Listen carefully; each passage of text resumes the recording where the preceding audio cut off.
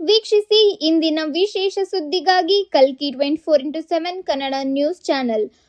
ಪಾದಾಚಾರಿ ಮಾರ್ಗದಲ್ಲಿ ವಾಹನ ನಿಲುಗಡೆ, ಕಾನೂನು ಮತ್ತು ಸಾರ್ವಜನಿಕ ಸುರಕ್ಷತೆ.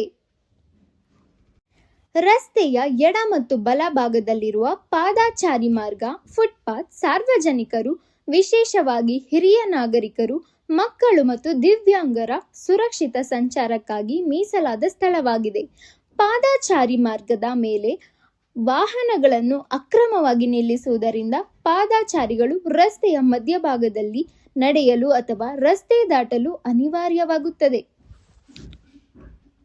ಹಾಗೂ ಅಲ್ಲಿಯೇ ಇರುವಂತ ಶ್ರೀ ಆದಿಚುಂಚನಗಿರಿ ಶಾಪಿಂಗ್ ಕಾಂಪ್ಲೆಕ್ಸ್, ವಾಸವಿ ವಿದ್ಯಾಪೀಠ ಶಾಲೆ, ವಾಸವಿ ಫಸ್ಟ್ ಗ್ರೇಡ್ ಕಾಲೇಜು ಸಹ ಇದ್ದು, ಹೋಟೆಲ್, ಮೊಬೈಲ್ ಶೋರೂಮ್, ಸಾರ್ವಜನಿಕರು ಹೆಚ್ಚಿನ ಸಂಖ್ಯೆಯಲ್ಲಿ ಓಡಾಡುತ್ತಿದ್ದಾರೆ.